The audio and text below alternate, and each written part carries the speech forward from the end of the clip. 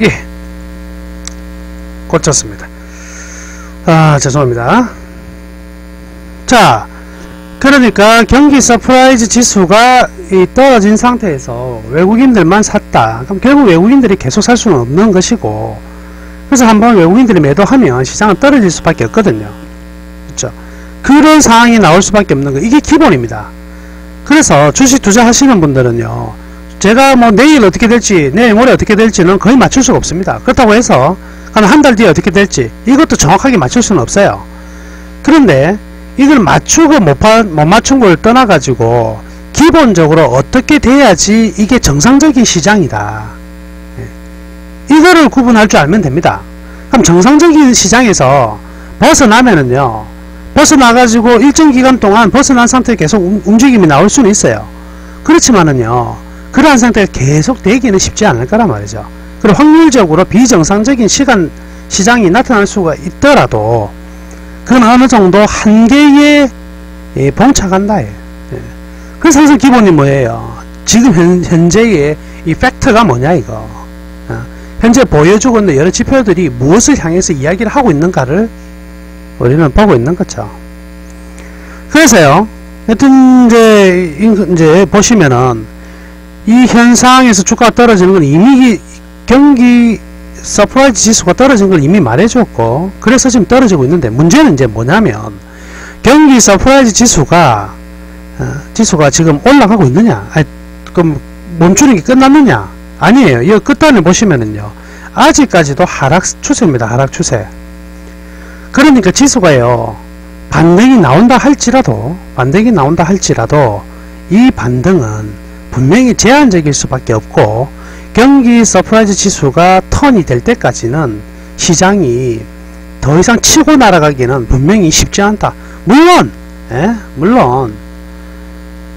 실적보다 무엇이 앞섭니까? 실적보다 수급이 앞서니까 누군가 다시 외국인들 컴백해서 뭐 신나게 사준 다음에 올라가겠죠.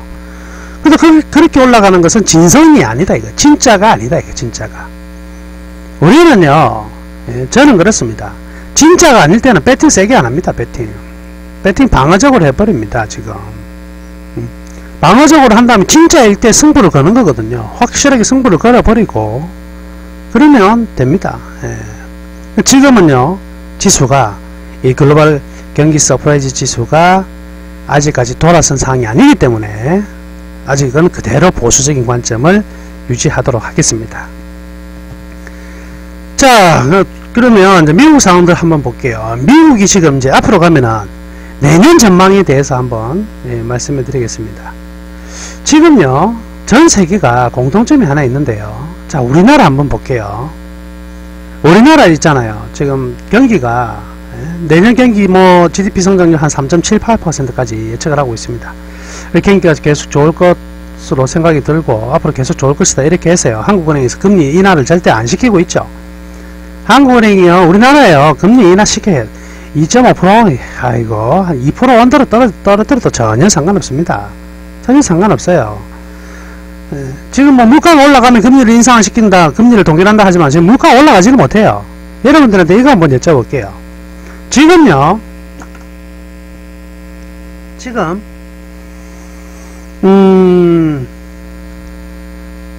우리나라의 상황은요, 이 미국의 상황과 비슷한데, 미국이 양적 완화를 통해서 돈을 엄청나게 풀었죠. 양적 완화 해가지고 돈을 엄청나게 풀었습니다. 그 돈이 전부 다 어디로 갔느냐? 금융시장으로 갔어요. 자산시장으로 갔습니다. 그래서 주가가 올랐습니다. 주가가. 자, 주가가 오른데, 이 주가가 오르기 위해서는 기업의 실적이 좋아져야지 주가가 오를 거 아닙니까? 그죠? 실적도 없이 뭐 밑도 끝도 없이 오를 수는 없잖아요. 여기서 보시면은 미국의 기업의 이익이 어때요? 굉장히 많이 올라갔죠? 굉장히 많이 올라갔습니다. 이렇게 주가가 올라가는 거예요. 굉장히 많이 올라갔습니다. 근데 정작 이익은요, 이익의 규모는 GDP 대비 퍼센트는요, 지난 8년보다 더 낮아요. 주가는 지금 뭐 항상 신고가 행진해 나가고 있는데 아직 기업의 이익은요, 따라가지 못하고 있습니다. 이제 물론 여기는 뭐 기대치는 가지고 있죠. 앞으로 더 내년에 더 좋을 것이라는 기대치를 가지고 있는데, 미국이 돈을 굉장히 많이 법니다. 자, 근데요, 미국에 지금 돈 많이 벌고 있는 기업들 어떤 기업입니까? 어떤 기업들이 돈 많이 벌죠? 애플, 구글, 페이스북 이런 회사 맞습니까? 이런 회사들이 돈 많이 벌어요. 아니면 뭐 포드, 뭐 크라이슬러 이런 자동차 회사, 뭐 또 전통 제조업 회사 어느 쪽에서 돈을 많이 벌고 있어요? 예, 순 IT야. 이게 무슨 소리냐면 IT가 다 좋은데 단점이 하나 있어요. 미국식 IT는요. 애플 공장이 미국에 있어요? 있을까요? 없을까요? 아이폰 만드는 공장 미국에 있습니까? 아이폰 만드는 공장? 없습니다. 나이키 신발, 나이키 있잖아요. 유명하잖아요. 예. 나이키 공장 미국에 있어요? 없습니다. 이거 뭐냐면 미국은 지금은요 전부 다 헤드쿼터만 딱 남겨두고 있는 거야. 예, 본사, 두뇌, 디자인 이런 거, 마케팅 이런 것만 가지고 있고요. 생산 공장은 전부 다 미국이 없죠. 소위 말해서 미국의 기업 이익은 고용 없이 창출되는 이익입니다. 고용 없는 이익. 그러니까 어떤 특징이 나오는 거냐면 말 그대로요. 미국의 상황은 기업은 돈을 버는 엄청난 부자지만 개인들은 가난한 상황이 되는 거죠. 개인들은. 예전에 이제 80년대 뭐 90년대 그랬잖아요. 일본이라는 때는 나라는 엄청 잘 살지만 개인들은 못 사는. 자, 지금 우리나라 어떻습니까? 우리나라가 90년대 모든 우리 90년대 중반은 정말 행복했습니다. 예.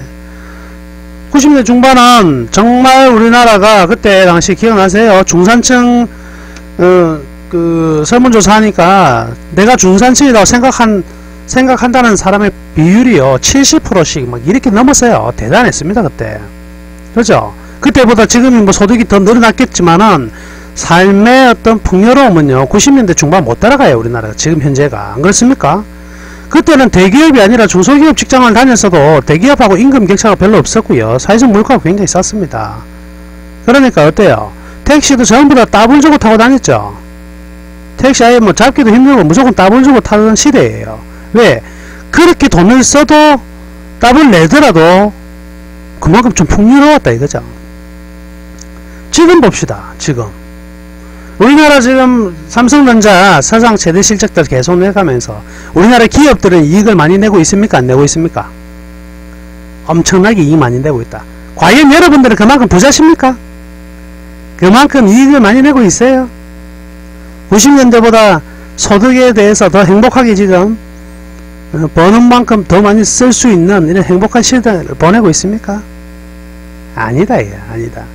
젊은 그 학생들이 대학교 졸업하면서 취업을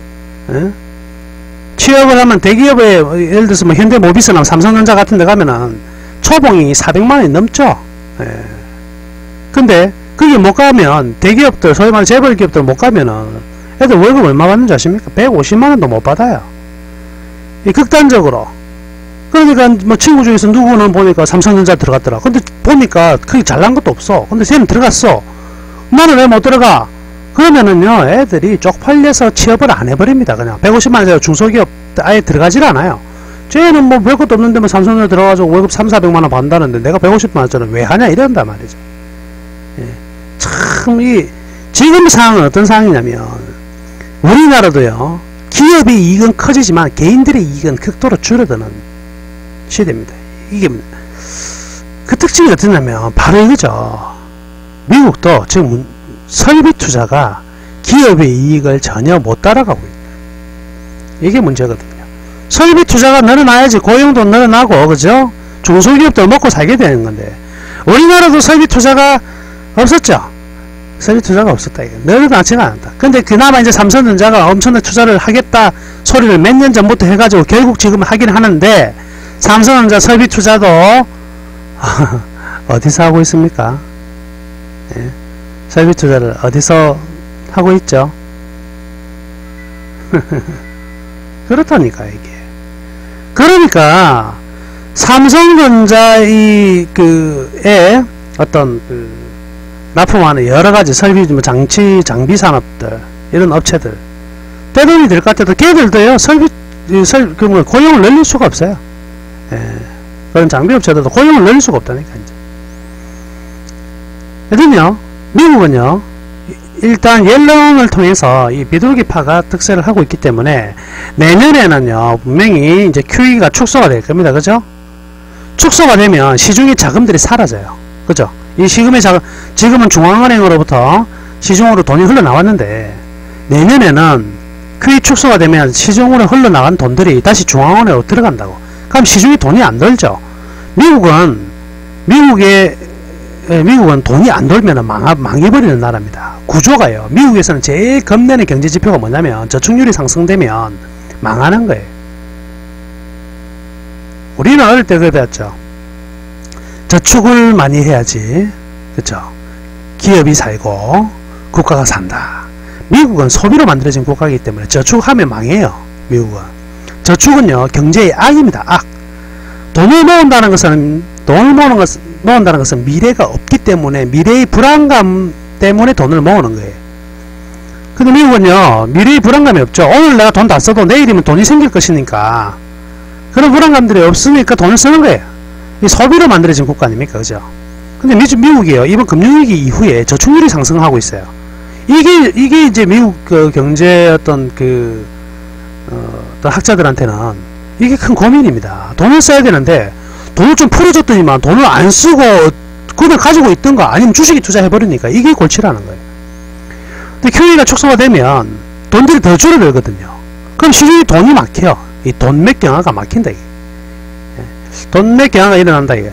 이걸 갖다가 어떻게 풀 것이냐, 요걸 갖다가 이제 어떻게 풀 것이냐라고 계속 이제 언지를 주는 게 바로 뭐냐면 오바마가 결국 내년도 이 양적 완화가 조기 종료됐을 때 어떻게 해나갈 것인가. 간단한 무엇으로 해결한다? 설비 투자에 대한 압박이 시작될 것입니다. 설비 투자에 대한 압박. 그런데 기분 좋게도요 이 설비 투자가 지금 늘어나고 있는 쪽이 벌써 존재를 한다. 어떤 쪽으로 미국의 설비 투자가 늘어나고 있을까요? 지금 미국의 설비 투자가 늘어나고 있는데 내년에는 크게 늘어날 가능성이 많아요. 설비 투자가. 어차피 IT 뭐 구글 이런 데는 늘어날 게 없어요. 그죠? 이런 건 늘어날 게 없고 미국의 어떤 산업이 지금 팽창하면서 그쪽 설비 투자가 굉장히 늘어나고 있는 게 있다. 이걸로 인해 가지고 미국이 이제 또 돈을 양적 완화 축소되는 부분에 대해서 돈을 메꿔 갈 것이거든요. 어떤 부분일까요? 지금도 현재 진행 중입니다. 어떤 업종들이 미국의 설비 투자가 늘어나고 있을까? 지금도 진행 중. 첫 번째, 화학입니다. 화학업종에 대해서 미국의 설비 투자가 굉장히 큰 폭으로 지금 증가되고 있습니다. 화학은 왜 화학업종의 설비 투자가 늘어나고 있을까요? 이런 것도 좀 아셔야 되는데. 그렇죠. 셰일가스입니다. 셰일가스 때문에 화학업종들이 굉장히 큰 폭으로 살아나고 있고요. 건설붐이 있습니다. 건설붐이. 그래서 철강업종에서도 상황은 굉장히 달라지고 있습니다. 그래서요 이 화학업종이나 건설업종 등의 철강업종 쪽으로도 굉장히 큰 폭의 설비 투자가 증가되고 있다. 이런 부분을 생각해도 또 하나가 있습니다. 자동차 부문에서의 자동차와 자동차 부품군에서의 설비 투자도 상당히 많이 늘어나고 있습니다. 자, 결국에는요, 자, 미국의 설비 투자가 14년도에 화학, 건설, 자동차 부품 이런 쪽으로 계속 늘어나게 된다면 우리나라한테는 호재일까요? 악재일까요? 지금 미국 기업의 현금성 자산이 이렇게 늘어났기 때문에 현금이 너무 많아서 이걸 이제 투자를 하게 될 건데 이런 쪽의 투자는 앞으로도 계속 될 거라고. 소위 말해서 어떤 거예요? 소재와 산업재에 대한 투자가 될 건데 이거 우리나라의 호재일까요? 악재일까요? 단기적으로는 호재고요. 장기적으로는 악재일 수도 있다. 이렇게 생각하시면 됩니다. 피시님 오셨네요. 단기적으로는 호재입니다. 호재. 이 산업의 전반적인 캐파를 키우고 이 파이가 커진다는 데는 기대치에 대해서 들어오는 것이기 때문에 단기적으로는 문제가 별로 없어요. 그리고 셰일가스로 인해서 만들어지는 거와 한국의 이 일반적인 이 석유 제품으로 인해서 만들어지는 거에 시장적 차이가 있기 때문에 단기적으로는 악재가 별로 아닙니다. 괜찮아요. 상관없는데 장기적으로는 분명히 이제 악재가 될 수 있어요. 2014년은 이런 부분에 대한 악재는 생각을 안 하셔도 될 것 같아요. 여튼요, 미국은 이쪽에서 이쪽 화학과 건설 그리고 자동차 부품 쪽 건설이다 보니까 이제 기계도 이제 같이 포함이 되죠. 예. 이런 것 쪽에 설비 투자가 늘어난다. 그래서 뭐 두산 인프라코어 같은 거, 두산 밥캣 이런 쪽에 실적은 굉장히 좋아질 수밖에 없는 환경이다. 이 정도를 한번 일단 짚고 넘어가겠습니다. 그 다음에 이제 요것들이 다 연결되는 이야기가 나올 건데, 지금요 가장 관심은요 바로 저는 어디에다 두고 있냐, 유럽에 두고 있습니다. 유럽에 지금 외국인들이 팔고요, 계속 이제 외국인들이 쭉 10월달까지 사들어올 때 미국계 자금은 들어왔는데 유럽계 자금은 빠져나갔거든요. 제가 얼마나 얘기 많이 했습니까? 유럽계 자금은 빠져나가고 있다. 그럼 왜 유럽계 자금이 빠져나가고 있느냐? 우리나라보다 유럽이 더 좋으니까 그래요. 간단한 논리입니다. 우리나라 경기가 회복되는 속도보다 유럽의 경기 회복 속도가 더 빠르거든요. 11년에 유럽의 이 재정위기 이야기가 나오고 나서 얼마나 이 충격이 컸어요. 그래서 유로존 같은 경우에도 뭐 LTR로 장기 대부 프로그램 같은 거 해가지고 엄청난 유동성을 공급을 했어요. 그에 대한 효과가 지금 나타나고 있습니다. 실질적으로. 이번에도 또 금리 인하까지 했죠. 유로존에서 금리 인하 또 했습니다. 2.5%예요 지금. 그러니까 이렇게 환경이 걔들은 좋아요.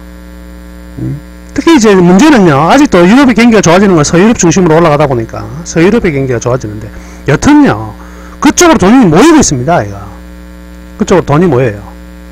그 유럽의 경기가 결국 이 글로벌 경기를 제일 먼저 살리고, 지금 최근의 경기를 살리고 있는, 앞으로 살릴 원동력이 되는데, 예. 그러면 우리나라 입장에서도 유럽을 이제 봐야 된다 이거죠. 그럼 유럽에 대해서 우리나라가 매출 비중 상위 기업들이 있을 거 아니에요. 유럽의 매출이, 유럽 비중이 높은 나라들 한번 보자. 제일 앞에 25% 차지하고 있는 어느 기업입니까? 기아차. 삼성전자, 제일기획. 제일기획이 유럽 매출 비중이 상당히 높아요. 그죠? 제일기획이. 왜 그럴까요? 삼성전자 매출이 높은 만큼 제일기획도 높은 거예요. 삼성전자 광고를 찍으니까 유럽 매출로 잡히는 부분이니까 높고요. 그 다음에 현대차. 그러고 보니까 기본적으로 자동차와 전차 군단이 유럽 매출이 비중이 굉장히 높구나. 그죠? 유럽 매출 비중이 뭐 20%가 넘어가는, 현대차보다는 어떤 차? 기아차가 유럽 매출 비중이 훨씬 높구나. 이런 거는 이제 머릿속에 둡니다.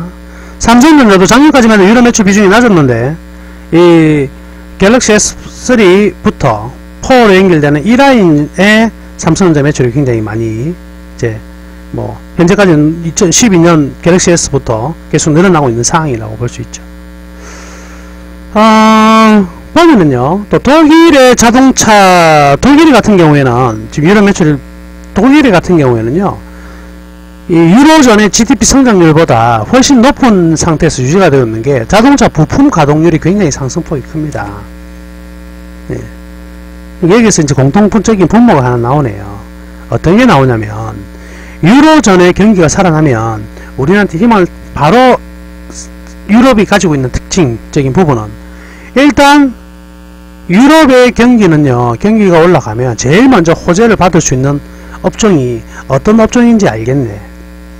유럽은요 세계 물동량이 중심이죠. 네, 물동량이 중심입니다. 유럽 경기가 좋아지면 제일 먼저 좋아질 수 있는 업종, 무슨 업종이에요? 무슨 업종일까요?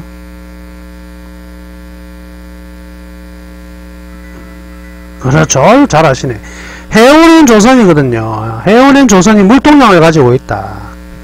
그리고 또 하나가 뭐냐면, 지금 우리나라 유럽 매출이 비중이 높은 데가 어디에요? 자동차 비중이죠. 예, 그렇죠.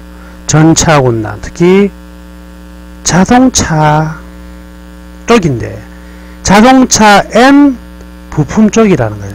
자동차 N 부품 쪽에 유럽 경기도 굉장히 밀접하다, 이렇게 볼 수가 있습니다. 그런데요, 지금 유럽의 자동차 부품 가동률이 전부 다 상승하고 있는데, 예, 부품도 다 좋고요, 다 상승하고 있는데, 지금 공급 과잉이 지금 전혀, 재고가 다 소진된 게 하나 있어요. 하하하.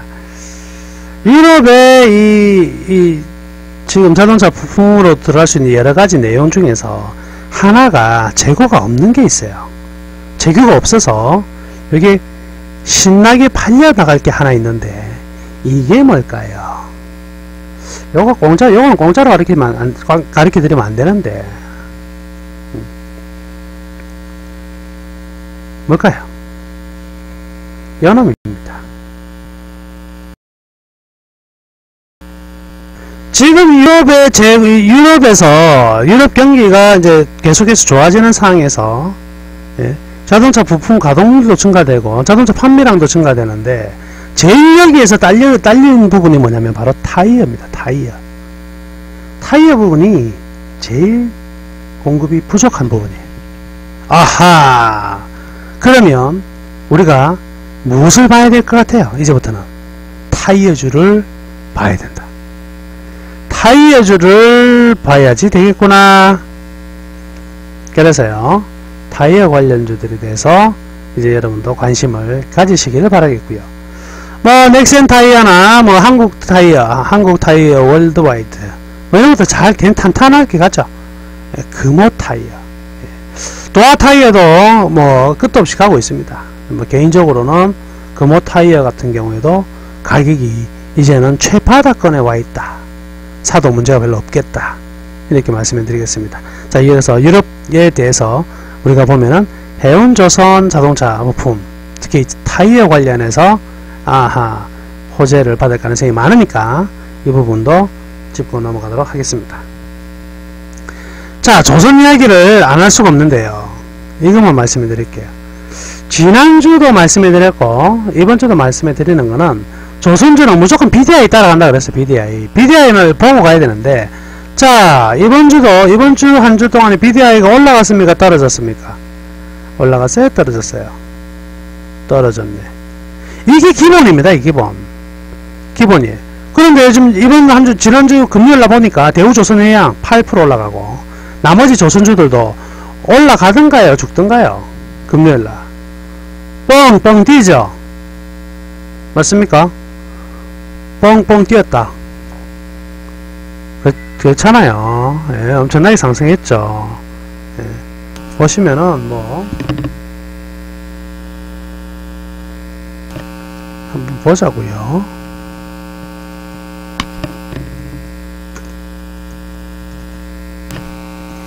현대중공 5% 올랐습니다. 이렇게 5%.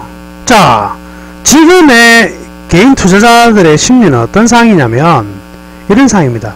이야, 조선주 이거 진짜 절대 안 죽는구나. 이거 떨어질 이렇게 조정만 받으면 조정 들어오면 무조건 사야 되는 게 조선주다, 이런 생각이 될 수밖에 없는 환경입니다. 맞습니까?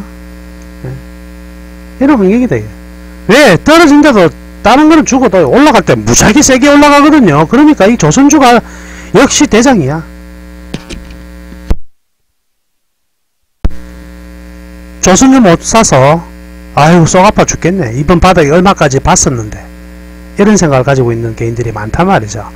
이게 지금 어떤 상황이냐면 이런 생각을 가지고 있는 개인이 많은데 아직은 이런 거를 실천에 옮긴 개인이 없어요. 떨어지면 조선주 사야지 해서 이러한 내용들을 실천에 옮긴 개인들이 별로 많지 않다. 지금 조선주 가지고 계신 분 손 한번 1번 한번 쳐줘보세요. 조선주 가지고 계신 분 1번 한번 눌러보세요. 조선주 가지고 계신 분. 한 분. 없죠? 두 분. 예, 두 분. 그런데 지금 이 조선주를 가지고 계신 우현님이라든지 다누리님 같은 경우에 최근에 샀을까요? 과거에 사가 들고 있을까요? 예. 거의 샀다면 최근에 사신 분들이 대부분일 거다. 일반인들이. 그런데요, 지금 뭐냐면 조선주가 왜 이렇게 강하게 이렇게 하루 만에 올라갈 수 있느냐? 간단합니다. 사는 개인들이 없어서 그래요.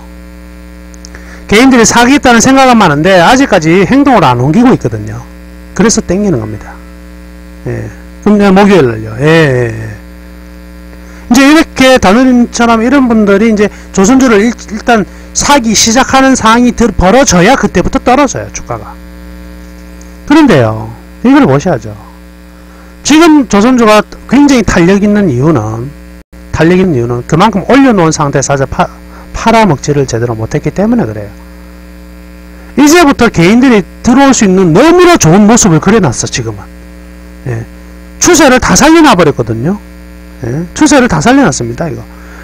예. 제일 무서운 게, 자, 이거 하루만 빼버리면은요, 여기에서 요거였거든요. 여기에서 요거 올라갈까 해서 올라갈 수 있을까? 아니면 한 번 더 떨어질까? 이게 궁금한 사항이었는데 이거를 빵 하고 쳐 올라가 버렸네. 추세가 완전히 살아버렸죠. 아하, 그래서 사람들이 이제 확실한 믿음을 가졌습니다. 이제부터 사람들의 행동이 옮길 거라고. 예. 조금만 떨어지면 여기로 가야지, 여기로 가야지, 여기로 가야지. 이제부터가 어떤 상황이냐? 이미 요놈들을 올린 놈들은 이제부터는 어허, 개인들 걸려들었다. 모양 좋게 만들어 놓으니까 들어옵니다. 자, 차트가 완전 지금 조서가 살았습니까? 죽었습니까? 차트가 살았어요? 죽었어요? 어제의 이 한방의 승부로 차트가 전부 다 어떻게 됐느냐? 확실하게 살아버렸죠? 맞습니까? 바닥권에서 확실하게 살아버렸습니다. 이거 아셔야지. 내가 보기에 좋은 차트는 남들이 보기에도 어떻다? 예? 자, 내가 보기에 좋은 차트는 남들이 보기에도 어떤 차트다? 좋은 차트예요. 우리나라 차트 못 보는 사람이 있습니까? 다 봐요. 내가 보기에 좋은 차트는 남들이 보기에도 좋은 차트야. 그러면 내가 사고 싶으면 남들도 사고 싶은 거예요. 내가 사면은 남들도 사는 거예요. 거의 개인들은. 그런데 중요한 게 뭐냐면 분명히 요거의 선행지표는 계속해서 떨어지고 있다. 요게 바로 팩트입니다. 팩트. 요게 팩트예요. 이런 거를 잊어버리고 들어가가지고 기다리면 그냥 보초서다가 끝난다. 분명히 주도주를 내가 잡은 거는 같은데 주도주는 잡았는데 수익이 주도가 안 돼요. 분명히 내가 주도주를 잡았는데, 그러니까 말 그대로 앞에서는 폼은 내는 것 같은데 뒤로는 돈 번 게 하나도 없는 거예요. 자, 이건 뭐 예를 들어서 뭐 이거 아닙니까? 삼성중공업을 이렇게 보자. 삼성중공업을요, 만약에 7월달에 잡았다. 7월달에 조선주 잡았으니까 얼마나 전에 잘 잡았습니까? 그죠? 정말 잘 잡았다 생각했는데 가만 생각해 보세요. 7월이나 지금이나 값이 같은가 다른가? 값이 똑같아. 운 좋게 여기에 45,000원에 딱 팔았다 하면은요, 팔았다 치면 20% 수익을 냈을 거예요. 최고점에 내가 팔았다 하면 20% 냈을 건데, 요거 못 파는 사람은 지금 1, 2, 3, 4개월 동안 한 거는 본전입니다. 아시겠습니까? 분명히 조선주로 주도해서 난 타이밍 잘 잡았어. 7월달에 잘 잡았는데 문제가 뭐냐면 4개월 동안 본전하고 있다는 거죠. 정말 잘 판 사람은 20% 벌었을 때고, 근데 과연 이때 45,000원에 정확하게 판 사람이 얼마나 되겠습니까? 산 사람이 많을까요? 판 사람이 많을까요? 산 사람이 더 많은지언정. 그쵸? 이게 뭐예요? 주도주를 잡아도 돈이 안 돼. 이건 뭐 한 거예요? 폼만 잰 거지. 니 어떤 거 들고 있나? 나 조선주 갖고 있다. 말로 폼만 잰 거예요, 폼만. 아무것도 한 게 없다. 이게 지금 개인들의 일반적인 지금 상황입니다. 왜 그런 현상이 벌어지느냐? 이런 지표들을 놓치고 가기 때문에 그래요. 자, 그래서 조선주 가지고 계신 분들은 한 템포 더 올라가면 무조건 매도입니다. 한번 잘라주고 나오세요. 여기 가는 듯 하다가 결국 뭐 시간만 계속 보낸다, 이거. 시간만. 근데 뭐 운 좋게 그 목요일날 사가지고 금요일날 한번 뻥 올라갔으니까 월요일날 내일 올라가면 빵 던지주고 나오면은, 이런 거는 뭐 일반인들의 영역이 아니고 운이 따르든가 안 그러면 타고난 실력이 있든가 둘 중 하나니까 그거는 제가 뭐라 적겠습니다. 그런데 중장기 투자하시는 분들은 지금 단기적으로 한번 잘라 주시라고 이렇게 말씀해 드리겠습니다. 자, 이거 이제 이 모습 한번 볼게요. 여러분들한테 제가 한동안 이제 추천, 항상 남원장 하면 떠오르는 종목이 하나 있고, 남원장 하면은 요거는 무조건 끝까지 사자고 하는 종목이 하나 있죠. 남원장 하면 떠오르는 거, 저 하면 떠오르는 종목이 하나 있을 건데 무슨 종목입니까? 예? 무슨 종목이에요? 남원 하면 떠오르는 종목이 있다. 요거만 주상차 1년 내도록 저는 추천하고 있는 종목이 하나 있는데, 보세요. 벌써 이렇게 바뀐다니까. 벌써 바뀌고 있어요. 남원장 하면 어떤 거? 통신, LG, U 플러스. 남원장 하면 이거 아닙니까? 예? 그런데 최근에 LG U 플러스 보신 분,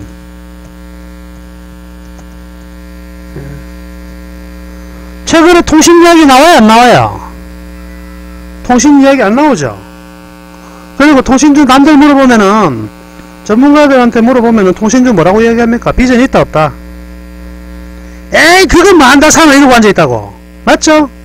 통신주가요 전부 다 들어가야 돼. 전부 다요 우리 안중이 없어져 버렸어. 아웃 오브 안중이야.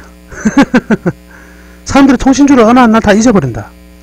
이게요, 이게 가능하다. 자, 지금 이거 봅시다. LG U 플러스 차트 딱 보니까 차트가 좋아요, 개판입니까? 예? 차트가 좋습니까? 개판입니까? 개판이다 이거. 개판 5분 전이다. 개판 5분 전. 개판 5분 전이다 이거. 여러분들이 보기에 개판이고 제가 보기에도 개판이야. 요거 들고 있는 사람이 보기에는요 더 개판일 거라고. 그래가지고 지금 어떤 상황이냐면, 이 종목을 가지고 있는 사람은요 지금 당장이라도 좀 있으면 한 번만 더 깨지면은 던질라고, 에라이 내가 두 번 다시 U 플러스 이걸 갖다 두 번 다시 상종을 하나 봐라 이런 생각 가지고 있을 거라고. 이런 데 초점이 있어요. 내가 보기에 개판, 모든 개인들이 보기에는 다 개판이에요. 예, 개판이. 그래서 조금만 떨어지면 누구든지 던진다. 누구든지 던지면은 바로 이런 거죠. 누구든지 던진다. 음봉으로. 그러고 나면 누군가는 사서 올려버립니다. 이게 주식이에요. 이게 주식. 지금 여기가 200일선 딱 붙여놓고 음봉 하고 있으니까 모양이 최악입니다. 최악. 그죠? 요거를 내일 마이너스를 싹 보여주면은요 들고 있는 사람 기겁을 합니다. 에라이 LG U 플러스 이놈들아 니 혼자 다 처먹어라, 다 해쳐먹어라 하면서 던져버린다. 그러면요 제가 해쳐먹겠습니다. 모든 개인들아 던져라, 내가 다 살게. 예, 그렇게 될 겁니다. 통신주는 이렇게 사람의 눈에서 멀어지게 만들고 나서야 진짜 가는 거예요. 또 가는 겁니다. 근데 이거를 몰라. 예, 이거를 몰라요. 지금이 이제 다시 LG U 플러스나 SK텔레콤, 지금 또 U 플러스가 더욱더 가격적으로 매력적으로 들어와 있는데, 이거 사라고 하면 다들 미친놈인 줄 알 겁니다. 이 차트 이 모양의 요런 걸 사고 있어. 차트 모양이 이렇게 개판인데 내가 배운 차트에서는 여기 절대 매수가 안 나오는데, 그렇게 차트를 공부하신 분들은 평생 가도 돈 못 번다고 제가 장담해 드리죠. 예. 이런 종목을 차트를 가지고 이야기하시는 분들은 제가 말씀해 드립니다. 평생 가도 슈퍼사이클 들어가는 종목을 한 번도 못 잡고 10배 가는 종목을 가지고 10배는 그냥 5배도 한 번도 못 먹게 될 거라는 거 제가 자부합니다. 슈퍼사이클로 가는 종목은 절대 개인들한테 쉽게 먹을 수 있는 찬스를 주지 않는다. 예. 혹시 기억하시는지 모르겠지만 제가 E 플러스를 주식 승천에서 추천한 적이 있죠. 예? 그러니까 3월달에 그죠? 추천했지 않습니까? 그죠? 추천했습니다. 주식 승천에. 그죠? 그때 추천가가 얼마였어요? 8,400원이다. 이거 한번 보자고. 자, 이때 차트 좋아요 안 좋아요? 요거 여러분께 말씀드릴게요. 요거 차트 좋습니까 안 좋습니까? 이상 모양이 좋아 보입니까? 좋습니까 안 좋습니까? 좋죠. 좋다고. 이게 내만 좋아 보이는 게 아니라 모든 사람이 좋아 보이는 거예요. 예. 좋단 말이죠. 좋으면 어떡해. 내만 좋은 게 아니라 다 좋거든. 그런데 이러면 개인들이 붙을 거 아니에요. 개인들이 붙으면 슈퍼사이클은 그냥 갈 수가 없다. 개인들 데리고 갈 수가 없어요. 가는 척 하다가 이렇게 죽여버린다. 그렇게. 웬걸. 자, 모양이 어떻게 됐습니까 이거? 지금 어떤 상황이에요? 모양 완전 개판 한번 만들어주고 에라이 당했네. 예. 에라이 당했네. 땡겨버립니다. 자, 이렇게 딱 가면 이제는 추세가 다시 살아났어요 안 살아났어요? 추세가 에러 완전히 주식 한번 다 깨먹고 했더만 음악을 다 살아났네. 야 역시 센 놈이네 딱 이러는데 이렇게 만들어버립니다. 이렇게 만들어요. 뿡 또 죽여버린다. 이 뭐냐 이거. 차트가 완전히 지 맘대로야. 지 맘대로. 그런데 그 다음에 딱 붙여버려요. 예. 이 지금 모양이 뭐 이런 모양이 왜 있습니까 차트가. 지 맘대로 해요. 지 맘대로. 지 맘대로 차트 만들어 놓고 이래 도망갑니다. 뛰어버려. 이게 1플러스예요. 지 맘대로 차트야. 여기 대형 음봉 해놓고 그죠? 11% 마이너스 했다가 그냥 올렸다가 놀았다가 지금 이것도 마찬가지죠. 이만큼 이제 다 죽었다 싶었는데 안 쳐다보고 있었는데 또 갑자기 이날 또 한 5, 몇 프로? 7%인가? 예, 그 7% 올라가고 가야 싶은데 또 죽여버리고 이런 주식이 다 있노? 개인들요 씨를 말리는 종목입니다. 씨를 말리는 종목. 요런 거를 차트 가지고 이야기하면은 아직도 주식 투자 멀었다. 예. 통신은 업종으로 얘기하는 겁니다. 업종으로. 자, U 플러스 11,050원. 11,050원 현재 가격 밑이면, 현재 가격이면 11,000원대라면, 고맙습니다! 하고 사시면 돼요. 고맙습니다. 하고 사시면, 손해 안 봅니다. 예. 오늘 오신 분들한테만 제가, 특별히 제가 가르쳐 드린 거예요. 예, 일요일날 이 야밤에 오신다고. 오늘 서울에 가면에 계신 분들은 일요일날 제가 오프라인 서울 쪽에 계신 분들은 오프라인 세미나 하니까 일요일날 놀러 좀 오세요. 놀러. 예. 오늘도 돈이 비싸서 그러나 한 2만원 받으니까 요즘 뭐 세미나 공짜 하면은 한 200명 오더만요. 200명 100명 200명 이러는데 2만원 하면은요 사람들 쫄아서 뭐다 전부 다 예? 개털이 돼가지고 주식해가지고 전부 다 거지가 돼가지고 2만원짜리 세미나 무서워서 못갑니다. 오늘 12분 오셨더라고 저는. 그래도 뭐 한 12분 오십니다 저는. 오셔가지고 또 세미나 이야기를 했는데 그런 분들한테 좀 더 가르쳐 드리죠 제가. 하여튼요 예, 시간 나시면은 일요일날 오시고요. 다음 주에도 진행되니까 강남역에서 오세요. 와가지고 좀 침도 튀기는 것도 좀 보시고 이렇게 해야지. 얼굴도 좀 알고 이러면은 사람 관계라는 게 그렇습니까? 그래서 더 좋아집니다.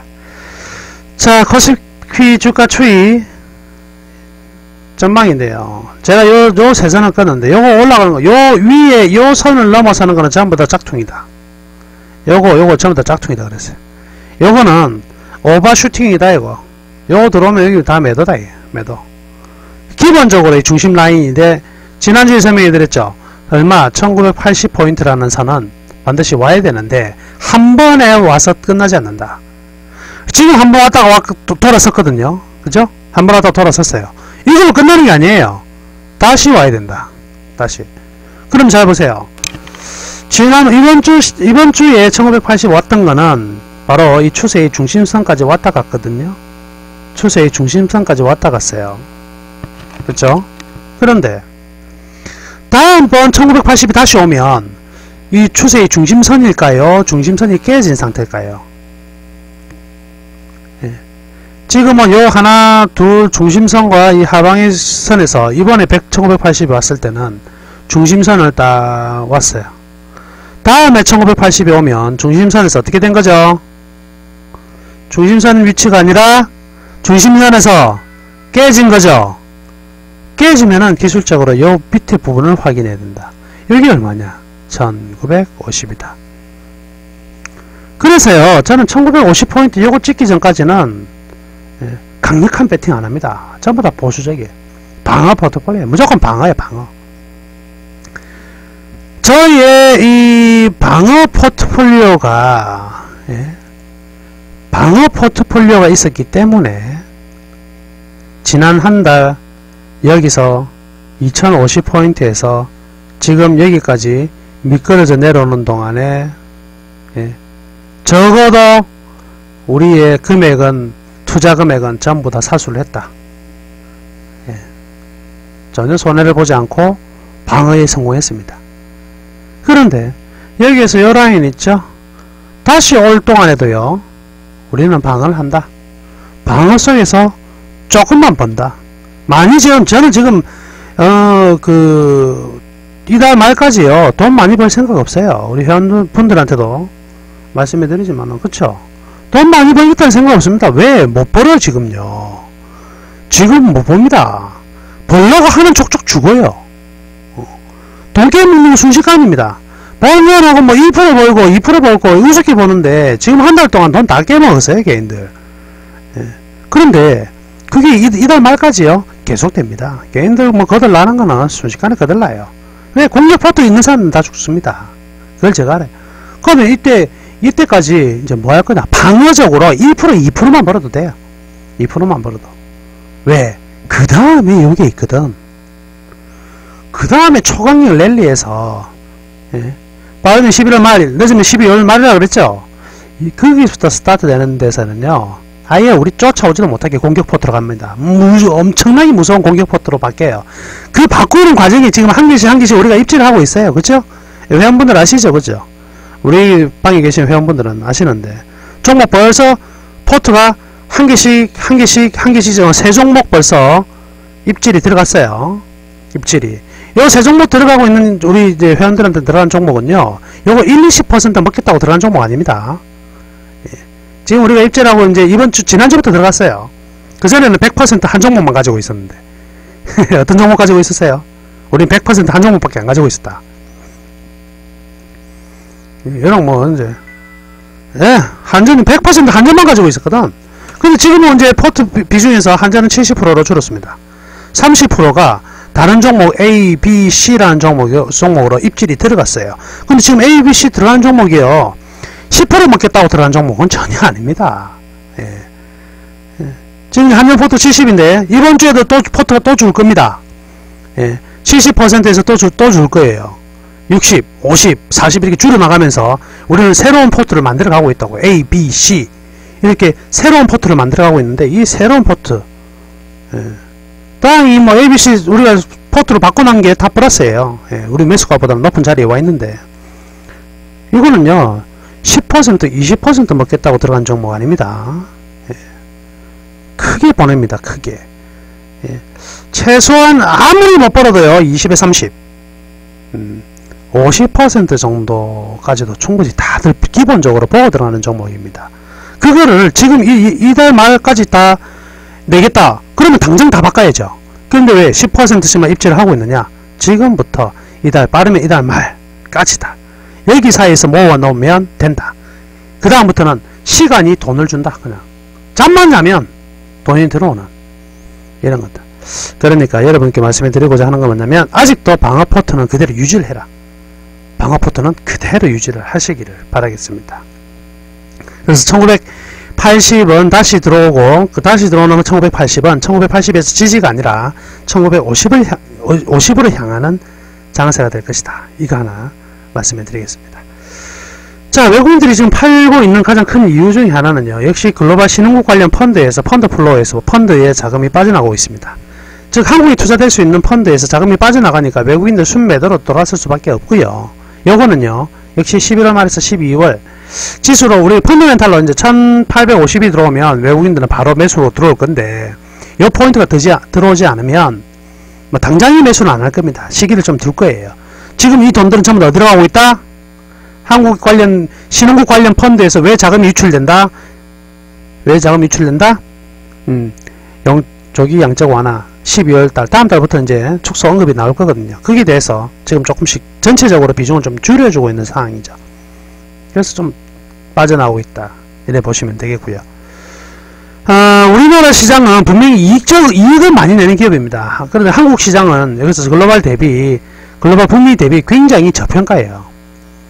그런데 이 저평가는 이익 측면에서는 분명히 저평가다. 저평가. 이거는 맞다. 근데 이익이 이렇게 어떻게 4분기 이익이 굉장히 이익이 안 좋을 것이기 때문에 이 이익 측면의 저평가가 좀 더 진행 중이다. 이렇게 보시면 되겠습니다. 그리고요 말씀해드렸지만 지금은요 아직 제가 지금 올해 상반기 코스닥 장세, 코스닥이고요 거래소가 빠지는 장세, 요거요 역전된다 그랬습니다. 제가 코스닥은 놀고요.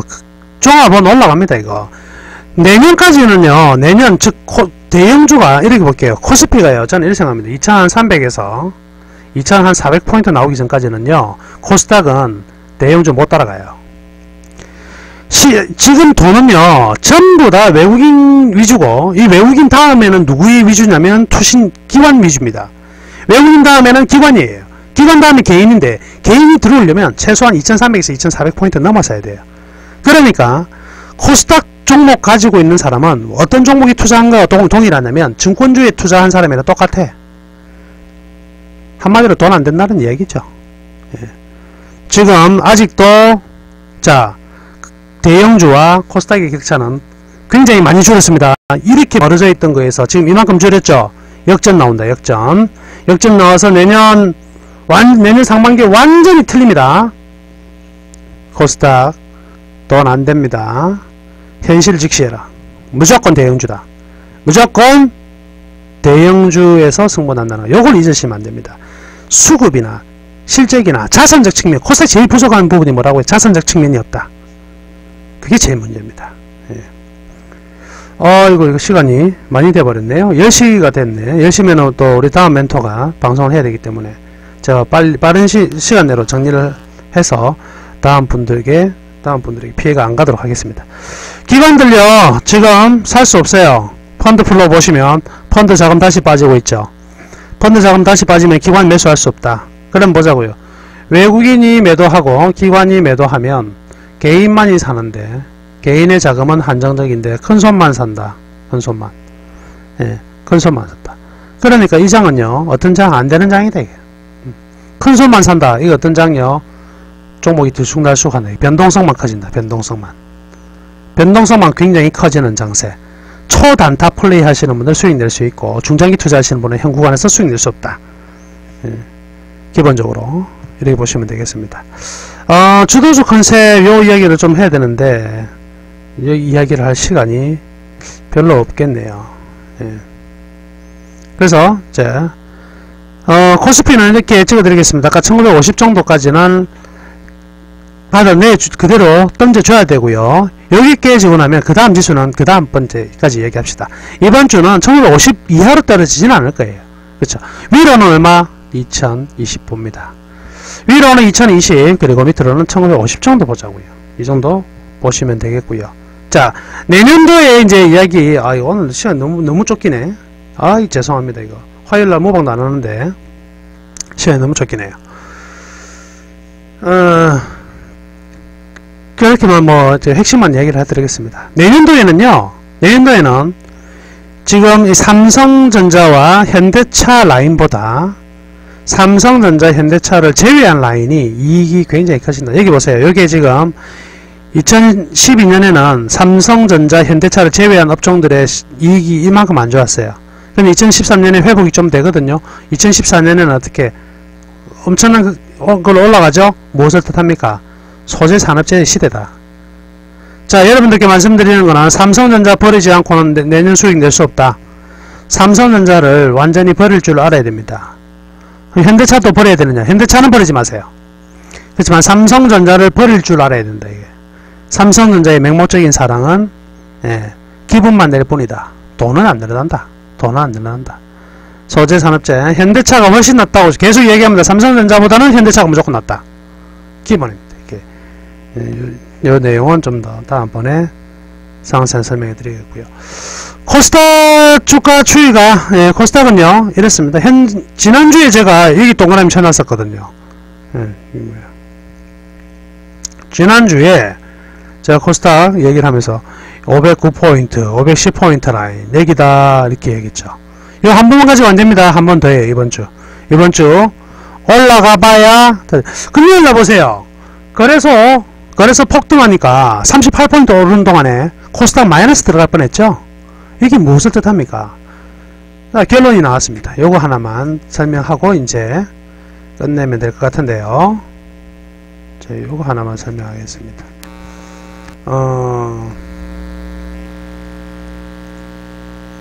여기 제일 중요하겠네요.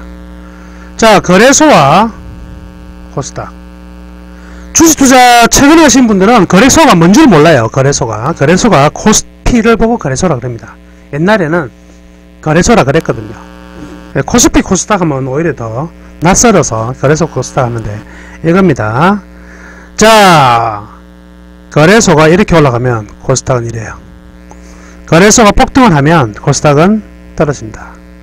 거래소가 이렇게 올라가면 코스닥은 이렇게 올라가요. 거래소가 이렇게 올라가면 코스닥은 이렇게 올라갑니다.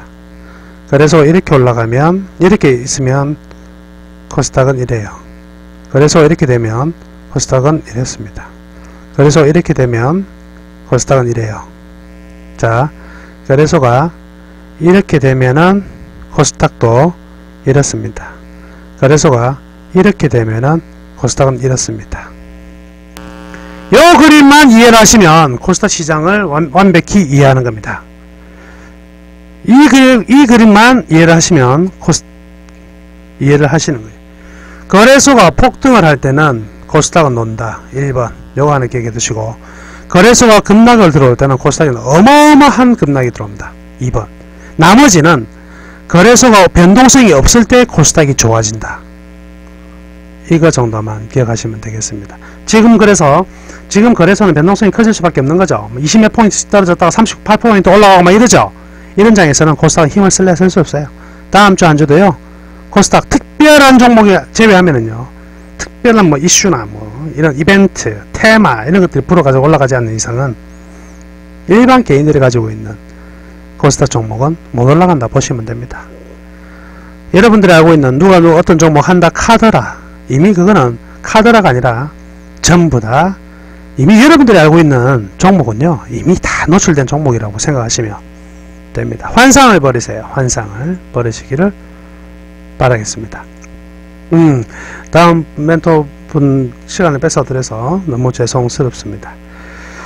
자, 그래서 오늘 강의는 조금 뭐 다른 얘기를 한다고 이렇게 강의가 좀 루즈해진 것 같은데요.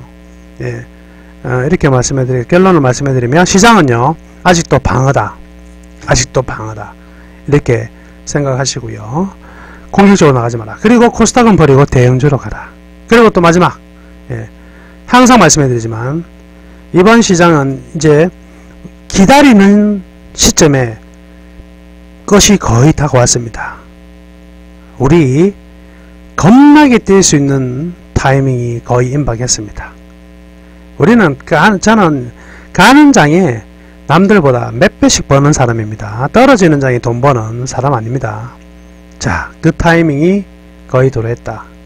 승부를 한번 봐가지고 내년까지 정말 이 승부를 봐서 큰 수익을 한번 내보시겠다 생각하시는 분들은 주저 마시고 저한테 의뢰를 하고 찾아오시기를 바라겠습니다.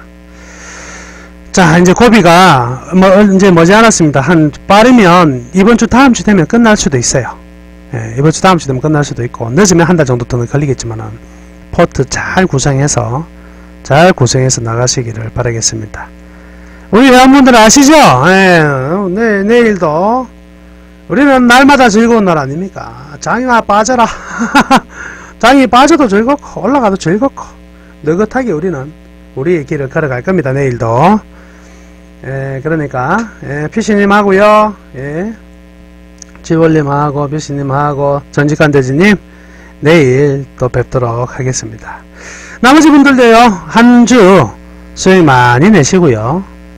기타 회원가입 상담하실 분들은 이 자리에서 좀 더 남으셨다가 말씀 나누시면 좋겠습니다. 나머지 분들은요, 다음 주에 또 뵙도록 하겠습니다. 어영 10시에 지금 우리 김용준 멘토가 하고 있을 텐데요. 그 방에서 또 들어가셔가지고 좋은 투자 전략 세우는데 도움을 받으시기를 바라겠습니다. 좋은 밤 되시고요. 다음 주에 다시 뵙도록 하겠습니다. 감사합니다. 네.